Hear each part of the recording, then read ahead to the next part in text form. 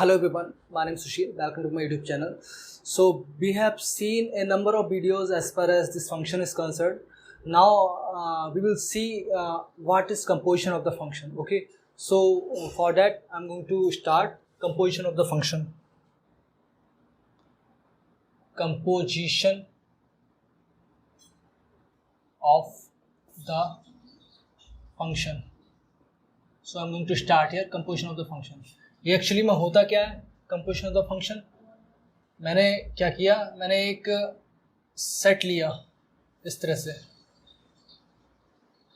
दूसरा सेट ये लिया, तीसरा सेट लिया ये इस तरह से। ओके, सो यहाँ पे मैंने क्या किया, इस सेट पे मैंने ऑपरेट किया F such that A to B.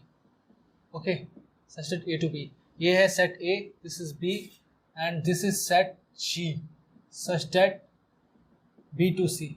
Okay, तो ये लिखने का तरीका होता है, ये सेट मान लिया हमने, ये सेट मान लिया हमने इस तरह से, like this is C set. Okay, अभी क्या करना है, यहाँ पे हमने एक्स इनपुट किया तो यहाँ पे एफ ऑपरेट होगा तो एफ ऑफ एक्स आउटपुट मिलेगा। And if we will put input as g f of x in this gx, then what we will get? So अगर हम यहाँ पे x इनपुट कर रहे हैं तो f ऑपरेट होने के बाद में f of x मिलेगा। ठीक है, अब f of x को g of x में इनपुट कर रहे हैं तो ऑपरेट होने के बाद में g of f of x मिलेगा। I hope it is clear, there should not be any problem in it. Okay, so हम क्या बोलेंगे, तो एग्जैक्टली हो क्या रहा है, यहाँ से इस तरह से कोई सेट जाएगा x पे g of f of g of function operate करेंगे तो g of f of x मिल जाएगा, नहीं मिल जाएगा, that is g of f of x। Okay, I am just going to rub this.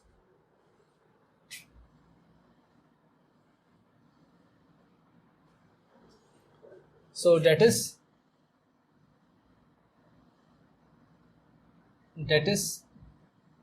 Gauff of x।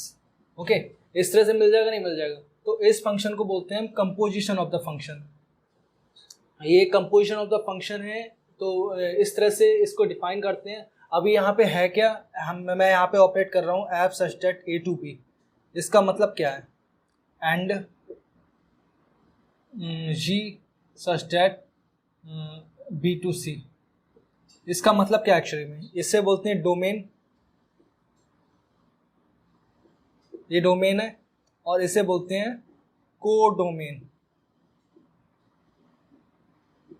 Codomain, ये codomain है। अभी मैं डोमेन एंड कोडोमेन, इसका भी ऐसा ही, ये डोमेन ये कोडोमेन। ठीक है, तो g of f of x का भी इस तरह से, g of f of x such that A to c, यहाँ पे domain that is input will be a and output will be C, that means codomain will be C. Okay, this is set C, this is A, यहाँ पे input X जा रहा है तो सब all possible values can be written as C. Okay, अभी मैं ये कोडोमेन कह रहा हूँ, ठीक है, जबकि हम पहले तो हम इसे रेंज बोलते थे, तो ये एग्जैक्टली रेंज और कोडोमेन में डिफरेंस क्या है। ठीक है, so I am going to write the definition of codomain and range. Okay, codomain,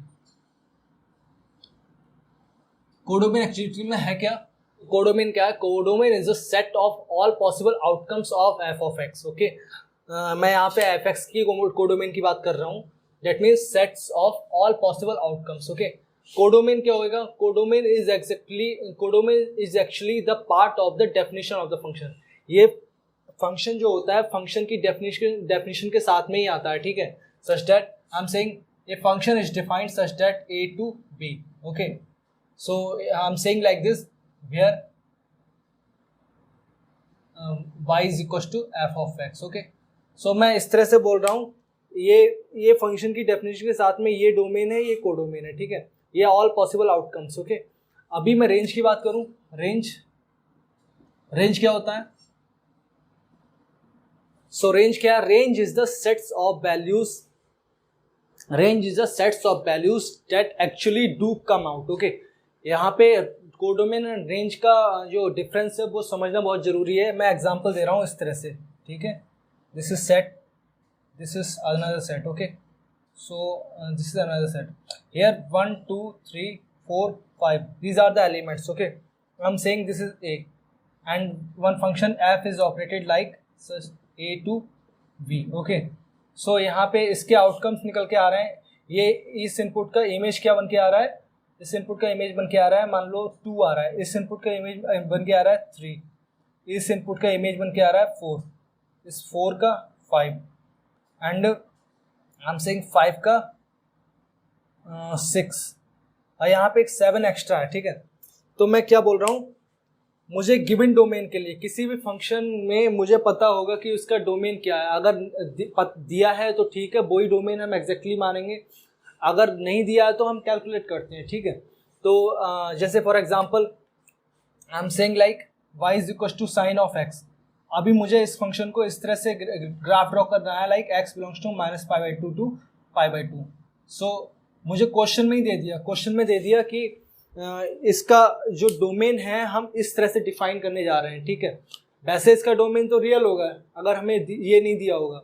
अभी हमने सिर्फ इतने पोर्शन पर फोकस करना है. ठीक है, तो इसके आउटकम्स तो बहुत सारे हो सकते हैं, तो वो आउटकम्स ही हमारा कोडोमेन होगा. लेकिन इस डोमेन के अंडर में जितनी भी वैल्यूज आउटकम्स आती होंगी वो हमारी एग्जैक्टली रेंज होंगी. तो मतलब क्या है इसका, अभी मैंने इनपुट दिया इसमें बोल दिया कि सेट ए है, सेट ए में जो इनपुट जा रहा है फंक्शन में जो इनपुट जा रहा है वो 1 2 3 4 5 है. Exactly like this -π/2 to π/2.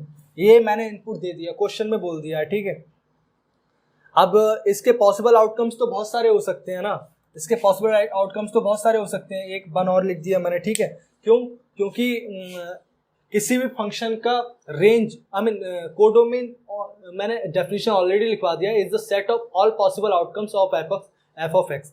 यहाँ पे कितने सारे आउटकम्स हो सकते हैं, -1 से 1 के बीच में इनफाइनाइट नंबर ऑफ आउटकम्स हो सकते हैं. ठीक है, सो मुझे एग्जैक्टली बताना क्या है. सो ये बी सेट है, इसे कोडोमेन बोलेंगे. लेकिन जो ये सेट इस तरह से बन रहा है 2, 3, 4, 5, 6, ये एग्जैक्टली आउटकम्स निकल के आ रहे हैं. 1 का इमेज 2 बन रहा है, 2 का 3 बन रहा है, 3 का 4 बन रहा है, 4 का 5 बन रहा है, 5 का 6 बन रहा है. ये जो इमेजेस निकल के आ रहे हैं वो उसे कहेंगे हम range. Okay, range for given domain. Okay, for given domain, जो भी डोमेन होगा उसका रेंज ये है. ठीक है, ये बात क्लियर होनी चाहिए क्योंकि बहुत इंपॉर्टेंट है कि हमें पता हो what is the difference between the codomain and the range. So what will do, we will see some examples based on the composition of the function. Before that I would like to tell you a formal definition as far as this composition of the function is concerned. Okay, definition of composite function. Okay, if f x is such that its domain is D1, okay, and g of x having the domain D2, okay, same thing, okay, D2, then g of f of x, that is g of f of x will exist. I'm writing like this. This is going to be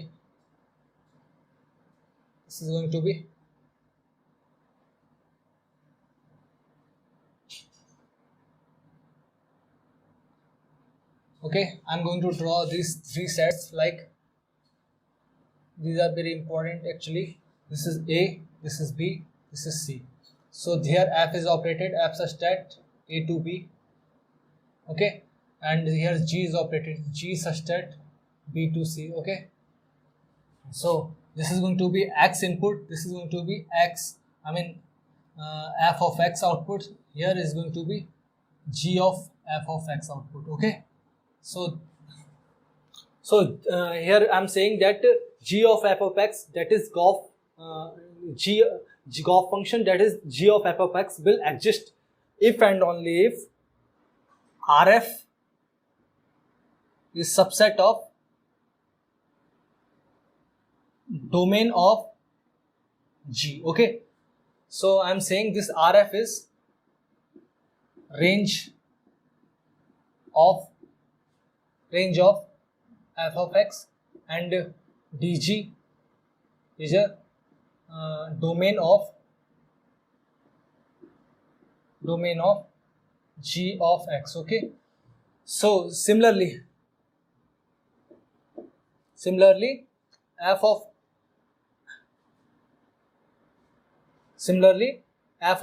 g of x will exist if and only if range of G is subset of proper subset of domain of f. Okay, so here the input for G of Goff function will be like exist for every x belongs to D1. Okay, I'm saying like this.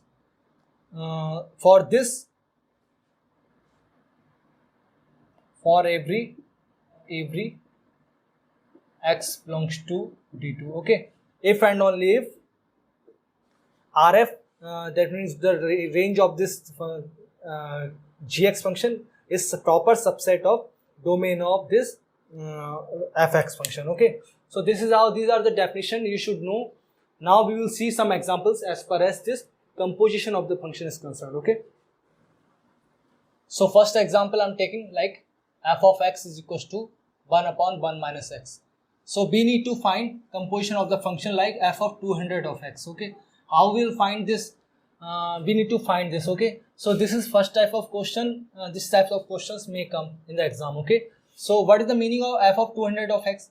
Here I am saying f of like that at f of x. Okay, here like that. Okay, so this all these f, number of f, here I am saying n equals to 200 of x. Okay, 200. Okay, so this is we need to find. Okay, what we will do?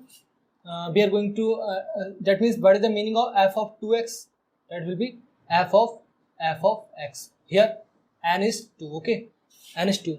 So first we will find f of 2 f of x. Okay, this is going to be 1 upon 1 minus f of x. That means 1 upon 1 minus 1 by 1 minus x. That is going, this is going to be x minus 1 upon x after the solution. Okay, so similarly we can find f of 3 of x. This is going to be like f of 2x. Okay, that means 1 upon 1 minus f of 2x. This is going to be like 1 upon x 1 minus x minus 1 by x. Okay, we will solve this. This is going to be x. Okay, so we will see some pattern in it. Okay, so what we will do, I will find f of 4 of x. Okay, this is going to be 1 upon 1 minus f of 3 of x. Okay, like this. Okay, so this is going to be 1 upon 1 minus x. I am getting f of x. इसका मतलब क्या है actually में? इसका मतलब है हम इस तरह से पैटर्न फॉलो हो रहा है, ये पैटर्न फॉलो हो रहा है, तो इस पैटर्न के अकॉर्डिंग हम f ऑफ 200 ऑफ x निकाल सकते हैं. अदरवाइज सॉल्व करते रह जाएंगे, टाइम निकल जाएगा, पेपर फिनिश हो जाएगा, कुछ नहीं मिलेगा. ठीक है, अभी क्या करने वाले हैं हम, क्या करेंगे, ये x मिल गया, f4 पे हमें मिल गया 1 माइनस एक्स. तो यहाँ पे हम चेक करते हैं 3 के मल्टीपल पे हमें x मिलने वाला है, तो इसका मतलब क्या है, f of 6 will also be x and f of 9 will also be x. हमें जाना कहाँ तक है, 200 तक. तो 200 से कोई ऐसा नंबर, 200 से कम कोई ऐसा नंबर लो जो 3 का मल्टीपल हो, डेट मीन्स 3 से डिविजिबल हो. So I am going to take like this f of 199. 3 से डिविजिबल होगा, नहीं होगा, 198 होगा बिल्कुल. This is going to be f of x. This is how we can write this. Okay, so this is how we can say f of 198x will be x. Okay, this is going to be divisible by 3. Okay, so I am saying this f of 199 of x will be 1 upon, I can write f of 198 of x, that is going to be 1 upon 190 f of 198 of x. Okay, this is going to be 1 minus x. Okay, so similarly f of 200, what will be the value? 1 upon 1 minus f of x, f of 199x. Okay, this is going to be 1 upon 1 minus 1 upon 1 minus x. This is going to be x minus 1 upon x. So our final answer is going to be like this is x minus 1 upon x. So this is how we can say this is first type of question that may come in the exam. Now what we will do, we will simply go for the another type of question, that is piecewise defined function. So this is the question that is given to us. We need to find f of g of x. Okay, how we will find this f of g of x? We will simply do the same procedure that we can do. Okay, so what do you do? I'm going to replace this x to g of x. Then what will happen? F of g of x will get. Okay, so this g of x plus 1, 2 of g of x plus 1. Okay, that means this is going to be g of x less or equals to 1.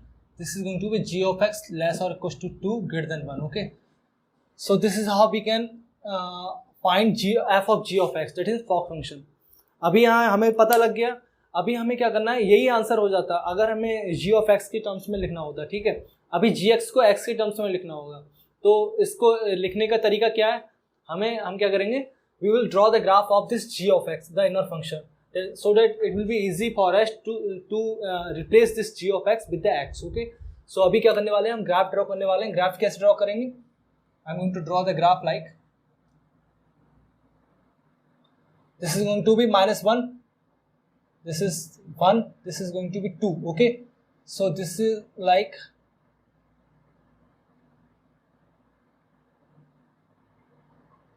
this is going to be like this. Okay, I hope this is x square graph ना, we know the graph of this x square. Okay, this is going to be like this. This is 2 पे value कितना होगा x square का? 4 हो जाएगा ना. This is going to be 4 and this is going to be 1. Okay, अभी क्या करेंगे, 2 to 3 के लिए क्या करेंगे, 2 पे वैल्यू कितनी है इसकी, 2 + 2 4 ही हो जाएगा. तो यहीं से हम जोड़ सकते हैं. अभी यहाँ पे ये एरो लगा रहे हैं, क्यों? क्योंकि 2 इसके में इंक्लूडेड नहीं है. ठीक है, अभी यहाँ 2 से 3 के लिए ये वाली लाइन ड्रॉ करेंगे. 2 पे वैल्यू कितनी है, 4 एंड 3 पे वैल्यू कितनी है, 5. सो ये लाइन ड्रॉ करेंगे इस तरह से 3 पे. This is going to be 5 like this. This is going to be 5 like this. Okay, this is going to be 5 like this. Here somewhere at 3, that is going to be 5. So I am writing here, this is y-axis, this is 5. Okay, this is 5. Okay, so I am going to draw the line. Okay, here the arrow will be there because 3 is not included. So this is how we can draw the graph of the function g of x. The graph of this function will be like this. Okay, I am going to rub this here so that it will be clear to you. Okay, so this is how we can say, this is the graph, this is x-axis, this is x-axis, this is y-axis. Okay, now we will replace this g of x with the help of that graph. Okay, now we can say g of x value, we will replace g of x 1 by 1. Okay, यहाँ पे gx की value है क्या, x square है या फिर x + 2 है. तो पहले इस लाइन पर फोकस करेंगे, फिर दूसरी लाइन फोकस करेंगे. ठीक है, तो पहले एक्स स्क्वायर इस लाइन पे फोकस करने वाले हैं. So f of ji of x will be equal to like g x को पहले लिख रहे हैं एक्स स्क्वायर. ठीक है, एक्स स्क्वायर प्लस 1, पहले एक्स स्क्वायर लिख रहे हैं. तो एक्स स्क्वायर के अकॉर्डिंग हमारा डोमेन क्या है वो भी तो पता होना चाहिए. Less than 1, less than 2, greater equal to 1. Okay, this is 1 ना, -1 exactly, sorry, -1. This is -1. Okay, and यहाँ पे दूसरा टर्म क्या है, g ऑफ x लेस और इक्वल टू 1. ये भी तो लिखा है, इस चीज़ को भी तो फोकस देना है. यहाँ पे g ऑफ x को मुझे x स्क्वायर नहीं लिख देना है. ठीक है, मुझे इसको ऐसे ही रहने देना है. ठीक है, अभी इसको ऐसे रहने देना है. इसके अकॉर्डिंग मैं इस ग्राफ के हिसाब से मैं क्या निकालूंगा, x की टर्म्स में रिप्लेस कर दूंगा. अभी करके दिखाऊंगा तुम्हें कैसे करना है. ठीक है, अभी दूसरा जी एक्स की जगह x + 2 रख दिया, x + 2, this is +1. Okay, such that x का डोमेन क्या है, -3 से लेके 2 तक. ओके, 2 से लेके 3 तक. एंड ये वाला पोर्शन ऐसे ही रहने दो क्योंकि हम तो पहली लाइन पे बात कर रहे हैं ना. जी ऑफ एक्स लेस और इक्वल टू 1। ओके, तीसरा अभी क्या करेंगे, इसमें अगेन एक्स स्क्वायर रखेंगे, फिर एक्स प्लस 2 रखेंगे, दूसरी लाइन की बारी आ गई, ठीक है, 2 of x square plus 1। Okay, such that g of x less और equal to 2 greater than 1। Okay, and इसके अकॉर्डिंग एक्स स्क्वायर के अकॉर्डिंग डोमेन क्या है, x less than 2 greater than equal to -1। Okay, अभी यहाँ पे एक्स प्लस 2 रख दे रहे हैं, 2 of x plus 2 plus 1। Okay, this is going to be g of x x less और equal to 2 greater than 1। Okay, and x less than 3 greater than equal to 2। यहाँ तक कोई परेशानी नहीं होना चाहिए, बिल्कुल कोई प्रॉब्लम नहीं होना चाहिए, ठीक है। अगर कोई प्रॉब्लम है तो कमेंट सेक्शन में कमेंट करें, इससे मुझे पता लगे कि प्रॉब्लम क्या है। I will try to rectify that problem. Okay, अभी क्या करेंगे, जी ऑफ एक्स को रिप्लेस करने वाले हैं। G of x lesser equal to 1 है, तो इसके अकॉर्डिंग एक्स वैल्यूज क्या होंगी, तो लेसर इक्वल टू 1, तो 1 लाइन पहले ड्रॉ कर दी। This is g of x is equal to 1 है ना, ये लाइन। अभी यहाँ पे 1 लाइन ड्रॉ करेंगे तो इसके अकॉर्डिंग एक्स की वैल्यूज क्या आ जाएंगी, इस ग्राफ के अकॉर्डिंग ही तो आएंगी। तो इसका मतलब this is going to be -1, this is going to be 1। So इसके अकॉर्डिंग मैं लिख सकता हूँ एक्स लेस और equal to 1 greater equal to -1। लिख सकता हूँ, नहीं लिख सकता हूँ, कोई प्रॉब्लम नहीं होना चाहिए। तो सिमिलरली इसके लिए ये है तो इसके लिए भी यही होने वाला है, ठीक है, एक्स लेस और equal to 1 greater equal to -1। ठीक है, अभी क्या करेंगे, हम इसकी बात करेंगे, जी ऑफ एक्स लेस और equal to 2 greater than 1, less और इक्वल टू 2 हमारा समवेयर ईयर होगा, ठीक है, मान लिया यहाँ पे होगा, ठीक है, और 1 यहाँ होगा, तो इसके अकॉर्डिंग मेरा ग्राफ हो जाएगा ये।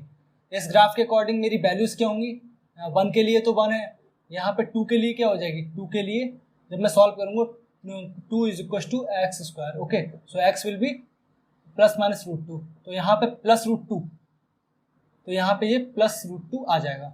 तो इसके अकॉर्डिंग मेरा जो x की वैल्यूज निकल के आ जाएंगी वो क्या आएंगी, x लेस और इक्वल टू √2 ग्रेटर देन, यहाँ पे इक्वलिटी साइन इसकी वजह से आ रहा है क्योंकि अभी यहाँ पे मुझे इतना ये वाला पॉइंट छोड़ देना है, क्योंकि 1 वाला पॉइंट छोड़ देना है, क्योंकि यहाँ पे 1 वाला पॉइंट एक्सक्लूडेड है, ठीक है, लेस और इक्वल टू √2 ग्रेटर देन यहाँ पे 1 है, तो यहाँ पे 1। सो इसको हम ऐसे रिप्लेस कर सकते हैं, ठीक है।